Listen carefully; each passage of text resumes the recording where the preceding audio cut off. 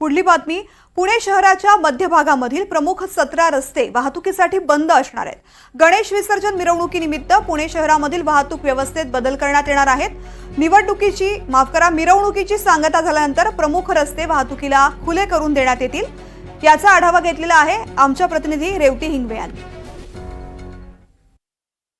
आपल्या लाडक्या गणपती बाप्पाचं विसर्जन अवघ्या 2 दिवसावरती आहे आणि त्याची पूर्वतयारी म्हणून आणि वाहतूक कोंडी टाळण्यासाठी म्हणून शहरातील मुख्य 17 रस्ते हे पूर्णपैकी वाहतुकीसाठी बंद करण्यात येणार आहे। हा निर्णय वाहतूक कोंडीचा प्रश्न येऊ नये म्हणून पोलीस प्रशासनाने घेतला आहे। गणेश विसर्जन मिरवणुकीनिमित्त पुणे शहरातील वाहतूक व्यवस्थेत मोठा बदल करण्यात आलेला आहे।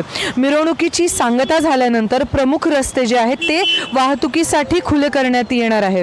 मिरवणुकी सुरू होण्यापूर्वी मध्यभागातील रस्ते म्हणजे लक्ष्मी रस्ता, छत्रपती शिवाजी रस्ता, टिळक रस्ता, शास्त्री रस्ता, केळकर रस्ता, बाजीराव रस्ता, कुमठेकर रस्ता, जंगली महाराज रस्ता म्हणजे जेएम रोड, कर्वे रस्ता, फर्ग्युसन कॉलेज रस्ता, भांडारकर रस्ता, पुणे सातारा रस्ता, सोलापूर रस्ता, प्रभात रस्ता आणि असे अनेक शहरातले जे मुख्य रस्ते आहेत ते पूर्णपैकी वाहतुकीसाठी बंद राहणार आहेत।